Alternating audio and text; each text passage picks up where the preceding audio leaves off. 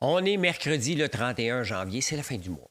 Ah, si c'est le temps d'acheter quelque chose aujourd'hui, faites-moi plaisir. Hein? J'ai besoin de faire mon mois. Mais non. Hein? Si vous n'achetez pas aujourd'hui, vous allez acheter demain ou après-demain. On va faire un meilleur mois le mois prochain. Et en plus, c'est le mois de janvier. Le mois de février, il y a 29 jours. Hein?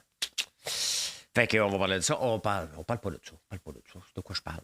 On va parler des poêles à gaz. Oui, des poêles à gaz qui ne seront plus interdits. On va parler de ça. Un autre influenceur loser de thermopompe, j'étais voir son compte Instagram. Et tabarnouche, hein? Tabarnouche. Elon Musk implante une puce dans le cerveau humain. Encore lui, le premier. À Québec, à Laval, je ne parle pas souvent de vous autres de Laval, mais là, on va parler de vous avec une cité du cinéma. Tiens, tiens, tiens. GM sait comment faire de l'argent, lui. Ouais, ouais. Oubliez les autos électriques, il a compris. Dieselgate, tiens. Ah, je ne dis pas tout le show, il y a un paquet d'affaires. Donc, on passe ça tout de suite. Tout de suite, tout de suite.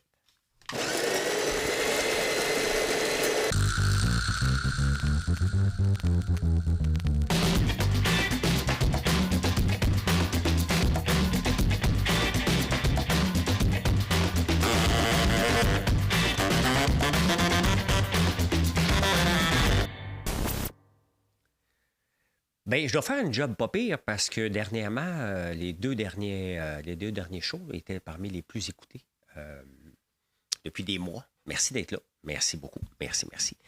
Bon, on passe ça tout de suite. Hein. Faut que j'essaie de ne pas tousser. Je suis sur la fin, là. Je suis rendu. J'ai eu le pic et là, je suis sur la pente descendante de cette foutue grippe-là. Je ne suis pas le seul. Hein. Il y a plusieurs parmi vous qui en ont eu des solides cette année. C'est comme ça. Bah, écoutez, les poêles à gaz, Valérie Plante voulait. Parce que je sais qu'on a élu Valérie Plante pour sauver le climat. Et là, les États-Unis voulaient interdire les poêles à gaz. Finalement, d'après moi, c'est le lobby qui a décidé que ça avait bien de l'allure, les poêles à gaz. Donc, c'est correct. Hein? On va pouvoir les garder maintenant. Donc, je ne sais pas ce que Valérie va faire. Va-tu faire être précurseur? Il faut sauver la planète. Je ne peux pas tester parce que j'ai un purificateur d'air ici. Et quand je cuisine avec mon poêle à gaz, oui, je le sens travailler plus. Il faudrait que je l'essaie en campagne, de même purificateur d'air, quand c'est à l'électrique. Mais bon, c'est sûr que des gaz, ça émet des gaz, hein? Un coup que ça brûle. Mais voilà, hein? Donc, tout est correct. 97% des poêles rencontrent les standards requis. Ça reste que, regardez, moi, dans l'usine, j'ai fait le choix de ne pas avoir de poêle à gaz. Ça irait plus vite. Hein? Surtout pour chauffer le sirop d'érable, ça serait plus efficace. Mais j'ai décidé de travailler avec des plaques induction qui arrêtent après 2 heures. Donc, ça prend une intervention humaine pour leur partir. Et ça, moi, ça me rassure au point de vue du feu. Hein? J'aime autant que ça prenne plus de temps que d'avoir un feu et d'avoir à gérer des oublis de gaz oubliés, puis tu arrives le matin, puis tu allumes quelque chose, puis ça te saute d'en face. Là. J'ai trop peur de ça m'inquiète énormément. Donc, j'ai décidé de ne pas faire ça. Hein? Tabarnane. Hey, honnêtement, là, je ne sais pas qui achète des thermopompes de porte-à-porte. Tu sais, sincèrement, j'en ai un thermopompe ici. Là. Il n'y a pas personne qui va me présenter. Hey, allô, salut. Moi, c'est Julien. Hein? Julien Bournival. Regardez-moi ça, ce grand winner-là, hein, qui vit en Floride maintenant, qui a des abdos. J'ai écouté des affaires de ce gars-là. Méchant loser. Hein? Bon, il vient de perdre sa licence pendant 21 jours de constructeur. Il vit en Floride parce qu'il vit de life. Hein? Il vit de life maintenant, la real life. Puis lui, il est capable de perdre son petit bedon parce qu'il est plus heureux maintenant. C'est du vide. C'est du américanisé à l'os. Le rôle de l'homme. C'est quoi le rôle de l'homme? Hey, ça, là, hein? Femme forte versus boss woman. On a-tu besoin de ça? Qui c'est qui achète des thermopompes? S'il te plaît, achetez pas des thermopompes de gens qui viennent chez vous à cogner à la porte. Là. Ça ne s'achète pas dans du porte-à-porte, ça. Sincèrement, là, on n'a pas besoin de ce genre d'énergumène-là. Venez fourrer nos personnes âgées parce que c'est ceux-là qui pincent là, à 10 000 $. Puis ils s'en vantent. Hein? Écoute bien, si je vends une thermopompe de porte-à-porte, il faut que j'aie une grosse commission. Ben c'est ça. Vous engraissez des losers de même. Hein? Je ne veux pas juger ceux qui se sont fait pincer. Là. Je sympathise avec vous. Là. Mais pas assez de mots de ne pas acheter ça. Là. Pas acheter ça. Hein? Hey, Elon Musk. Faut admettre que ce gars-là, c'est un génie. Hein? Il était derrière ChatGPT au tout début. Il s'est retiré. Il a acheté Twitter, X, qui essaye de revamper. Moi, j'aime beaucoup X depuis qu'il l'a repris. J'avais comme abandonné Twitter, puis je suis sur X. Il y a des belles discussions, puis il y a des losers, des blogs, puis c'est tout. Hein. SpaceX, c'est lui. Starlink, hein, il n'a pas attendu après le gouvernement. Maintenant, j'ai débarqué Starlink pour prendre la fibre optique au chalet. Le gars, là, c'est un précurseur. OK? Il prend des risques énormes. Là, il y a une première puce Neuralink qui vient d'être installée dans le cerveau humain. Et dans le fond, cette puce-là va remplacer une partie du cerveau qui ne fait pas sa job. Donc, on ne sait pas hein, qui l'a eu, mais il cherchait à un moment donné un quadraplégique. Donc, est-ce qu'il va être capable de refaire marcher quelqu'un?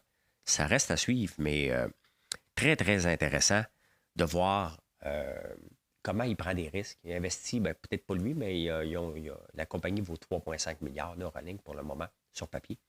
Mais je trouve ça super intéressant. Il est partout. Hein, il est partout dans nos vies. Et, tu sais, il veut changer nos vies. Il y a une vision du monde qu'on embarque parce qu'on n'a pas vraiment le choix. Mais ça prend des gens comme ça, des visionnaires qui nous amènent plus loin. Puis regarde, ça peut régler un paquet de maladies, cette puce-là. Très intéressant. On va le savoir dans les prochains jours. On ne le sait pas du tout. C'est qui hein, et c'est quoi sa maladie qu'il y avait pour avoir cette puce-là. Mais franchement, ça a bien de l'allure. Hein. Ça va au Québec. Vous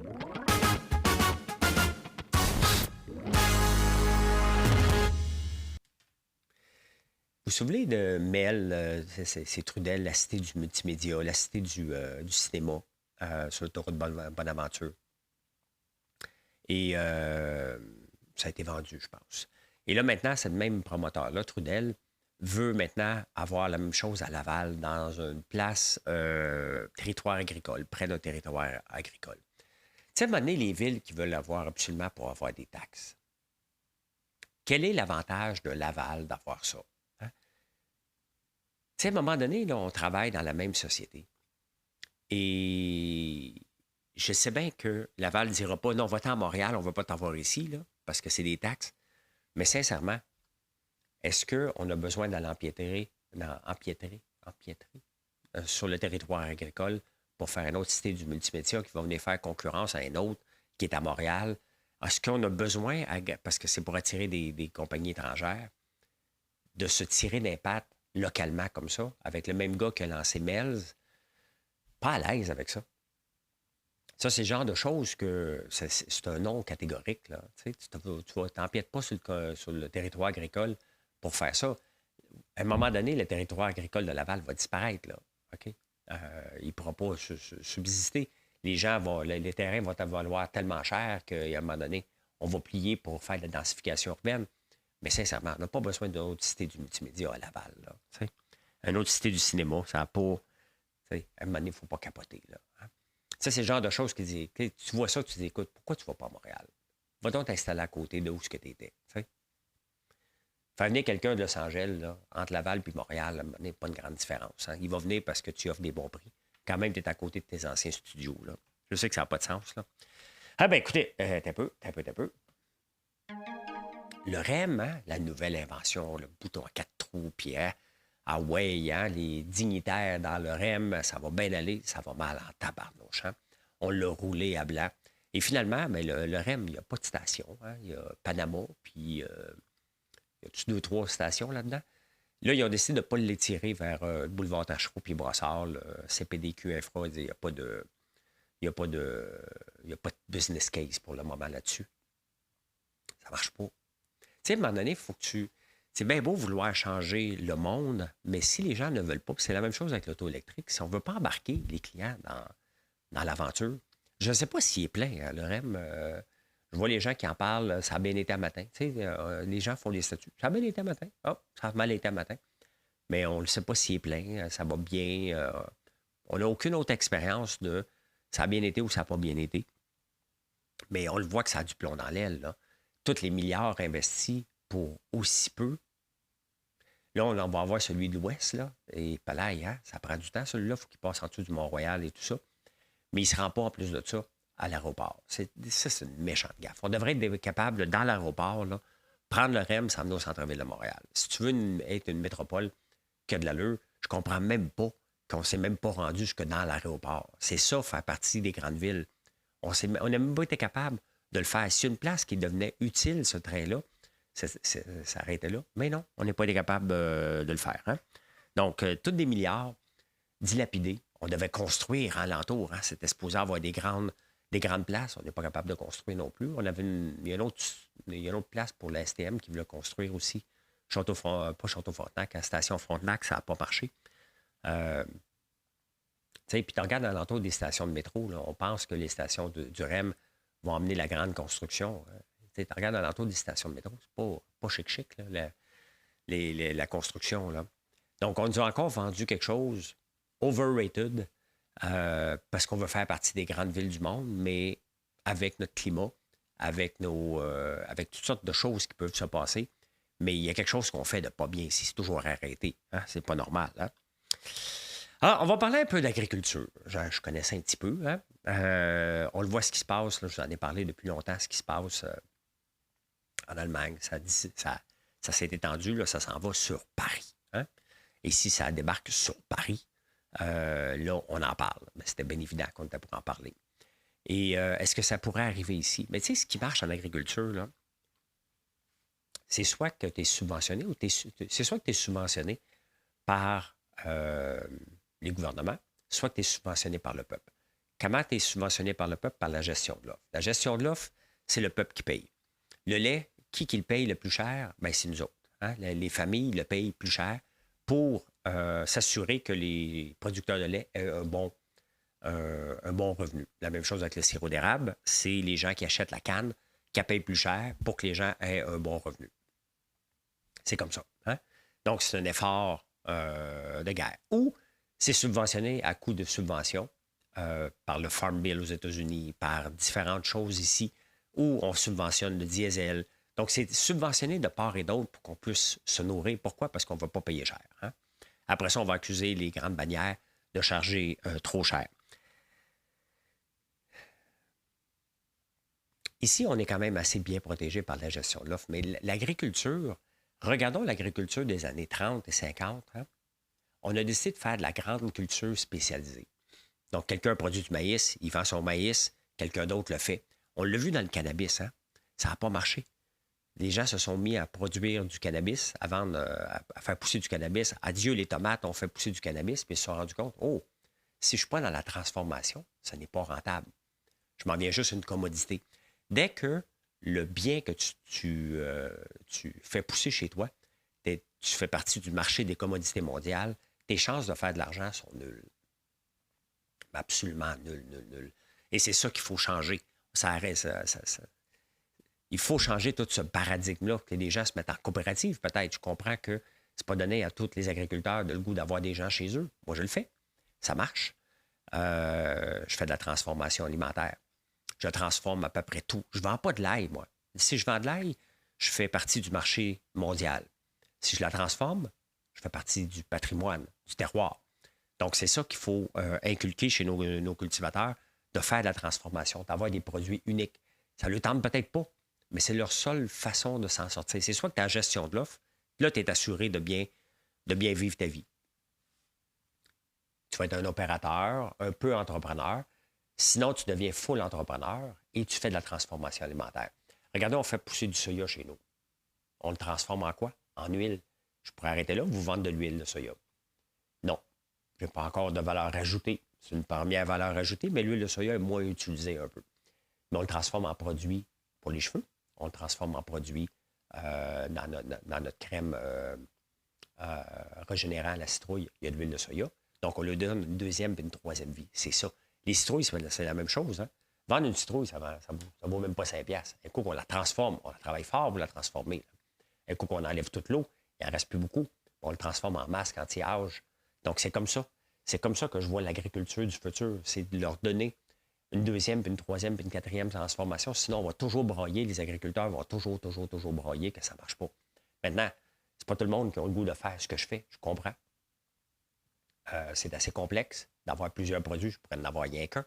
J'ai décidé d'avoir un magasin général, de vraiment montrer tout ce qu'on peut faire sur une ferme. J'ai une mission qui est plus grande que juste mon entreprise. J'ai le goût de montrer aux gens, regardez ce qu'on peut faire. Hein? Donc, est-ce que ça va marcher? Oui, ça va marcher. Parce que ça marche déjà. Ça va continuer à marcher comme ça. Mais l'agriculture, quand je me suis lancé en agriculture, première affaire, je me suis acheté un gros tracteur, moissonneuse-batteuse, je voulais faire de la grande culture dans mon coin. Et quand j'ai rempli mon silo de 100 tonnes d'avoine, puis que j'ai eu 17 000 $, j'ai fait comme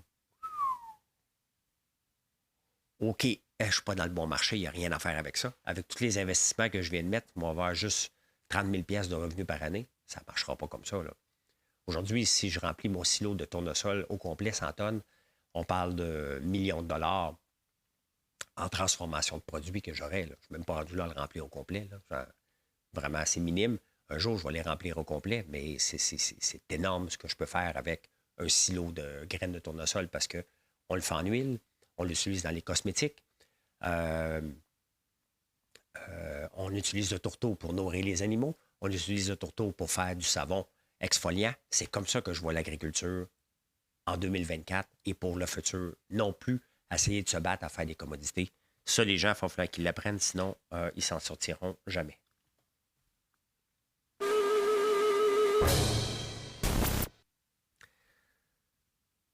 Ça vous tente-tu d'aller en 69?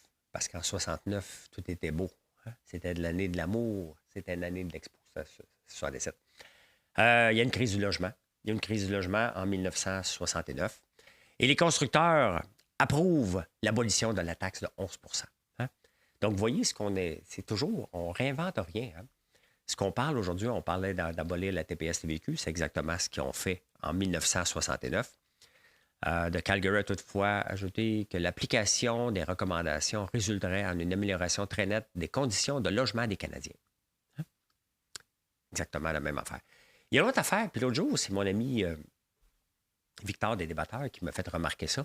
Baudry annonce une dizaine d'entreprises françaises au Québec de 1 à 5 millions. Hein? On va attirer des entreprises françaises, on est en 1969. Et le ministre de l'Économie, qui s'appelle Baudry dans ce temps-là, Jean-Paul Baudry, j'imagine que c'est lui qui a laissé son nom à la station Baudry, il donne des millions. Et j'ai dit, je suis tanné de voir Fitzgibbon donner de l'argent. C'est un peu le rôle du ministre de l'Économie. Il donne. C'est des subventions tout le temps. Il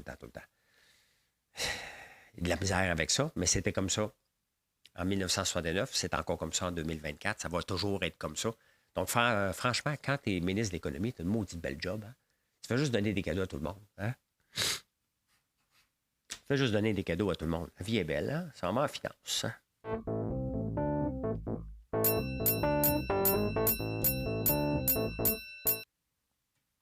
Oh, il y a un ami qui me suit, Stéphane Pilon, qui m'a envoyé un article tantôt. Juste avant pendant que je suis en train de lire mes nouvelles. Deux marchés qui avaient le vent dans les voiles hein, dans la pandémie, puis que les gens ont investi beaucoup, des jeux vidéo. Hein. Là, les jeux vidéo ont toujours eu la cote, vont toujours avoir la cote, mais pendant la pandémie, c'était vraiment très, très fort. Et les gens ont surinvesti en pensant que c'était l'infini. Vous voyez, même les grandes compagnies, moi, pendant la pandémie, je me disais, hey, ça va bien, mais ça va aller mal à un moment donné. Et pourtant, je ne suis pas un grand homme d'affaires, là. Juste un homme d'affaires qui est conscient que quand ça va bien, il faut que tu en profites, mais tout en sachant qu'à un moment donné, ça ne peut pas continuer comme ça tout le temps. Hein? Les grandes compagnies ont investi. Ils ont dit, voyons, il va. Mais là, ils sont en train de congédier beaucoup de gens. Il faut savoir que quand tu fais un jeu vidéo, normalement, il faut que tu en fasses à l'interne à peu près 200 pour qu'il y en ait un qui soit vraiment bon, que le public va aimer. Hein? C'est à peu près ça le ratio qu'on m'avait déjà donné.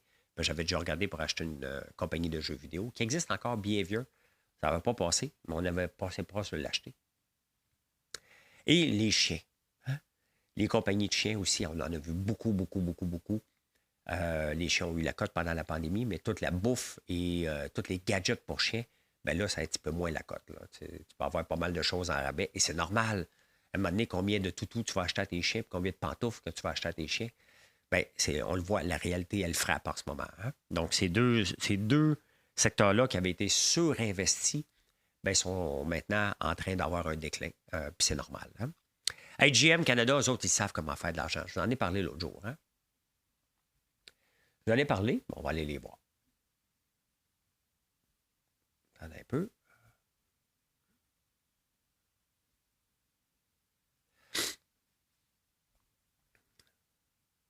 Eh bien, voilà. Hein? GM, ce qu'ils ont fait dernièrement, ils ont arrêté d'investir dans l'auto électrique. Excusez-moi. Ils ont slacké break sur l'auto électrique. Ils n'en vendent pas. Hein? Et là, même, les concessionnaires, ils ont arrêté de nous envoyer des autos électriques. Ils en font encore un peu, là. Mais ils disent ce qu'on veut, c'est des hybrides. Donc, ils ont redonné 10 milliards de rachats d'actions. Hein? Regardez ici, l'action n'allait pas bien au mois de novembre. On était à 26, vaut 37 quand même, c'est une belle augmentation. Là. C'est 41 C'est une compagnie centenaire, là. 41 en quelques mois. Là, ils viennent de déclarer des profits monstres, hein? Parce qu'ils ont mis l'emphase sur ce qui est payant, des pick-up, hein? Des RAM, des pick-up. Pour ne pas s'en sortir. On vit en ce moment un peu le syndrome Kodak. Hein? Quand Kodak vendait des papiers-films et que ils n'ont pas investi dans la caméra électronique pendant que les autres le faisaient. Donc, j'ai hâte de voir dans 5-10 ans, hein, est-ce que ces grandes compagnies-là, qui n'investissent pas assez dans l'auto électrique, est-ce que le gouvernement va les sauver ou ils vont juste disparaître de leur belle mort dans une dizaine d'années? En ce moment, c'est l'euphorie, là, ils en profitent. Là. Mais Kodak, c'était comme ça avant qu'ils tombent royalement. Hein. Ce qui les protège, c'est que les autos chinoises ne peuvent pas rentrer aux États-Unis. Et ça les protège énormément. Énormément. Evergrande en Chine, hein? T'sais, vous voulez régler la situation de pénurie de logement ici, ben c'est simple, on déménage en Chine. Hein? On déménage en Chine, regardez les beaux buildings, là. Tout est vide. Ça vient de faire faillite. Regardez ça, c'était de la folie bien raide. Hein? 300 milliards. Ils ont construit une ville. Ils voyaient grand, hein? Ils voyaient grand. Mais la population de la Chine est en déclin. Et ils ont moins d'argent. Ils ont un président qui était un peu worldo, mais ça donne ce que ça donne. À 300 milliards de dettes, ils ont décidé ben, ils n'ont pas décidé. Le juge a décidé de les liquider, tout simplement. Hein? Ils sont en faillite. C'est les mêmes règles à peu près qui s'appliquent partout dans le monde. Hein? Hey, Toyota vient de se faire pogner. Imaginez-vous, il y a quelques années, Volkswagen avait mangé toute une volée. Hein? Avec le Dieselgate, il avait triché les chiffres. Ils n'apprennent pas. Toyota vient de faire la même chose. Là. Ils ont retiré tous leurs diesels. Je ne savais même pas qu'il y avait des diesels. D'après moi, leur Jeep. Là. Mais fait qu'ils ont triché les chiffres aussi pour le degré de pollution. Hein? Comment que tu peux faire ça? Il y a l'autre chose qui est quand même assez surprenante. Hein? On est dans une période où il y a des crises partout. Il y a des guerres. Il y a la mer morte qu'on ne peut plus passer, le canal de Suez, parce qu'il y a des attaques partout. Donc, pour faire venir des choses de la Chine maintenant, il faut que ça fasse des grands détours. C'est 14 jours de plus, ça coûte plus cher. Et le pétrole qui ne monte pas tant que ça. Et ça représente maintenant la diversité des sources de pétrole qu'on a. Hein? Parce que avant, en 1975, le pétrole aurait probablement valu beaucoup, beaucoup, beaucoup quand il n'y en avait pas ici, quand il n'y en avait pas aux États-Unis. Mais maintenant, il y a du pétrole au Brésil, Venezuela. Il y en a en Guyane, il y en a au Canada, il y en a aux États-Unis. Il y en a un peu partout maintenant, qui fait que même les crises les plus sévères, le pétrole se tient. Hein? Parce que, sincèrement, il n'y a pas de raison. Le pétrole devrait valoir pas mal plus cher, mais non. Hein? Il y a la crise en Russie et Ukraine. Partout, le pétrole se maintient à un prix relativement raisonnable, 77$ le baril, ce qui est pas pire. Hein? Donc, merci à la diversité. Merci à la diversité de ressources pour nous permettre de voir qu'on n'est plus dépendant de l'OPEP. Hein? L'OPEP ne contrôle que 12 là, c'est ce que j'ai compris, là, que 12 du pétrole. Hein? Ils sont ensemble, ils essayent de serrer la vis, mais le Canada ne fait pas partie de l'OPEP, les États-Unis non plus. Il y a plusieurs autres pays, ils veulent rentrer la Guyane maintenant là-dedans. Donc, Guyane française. Ça va, insolite.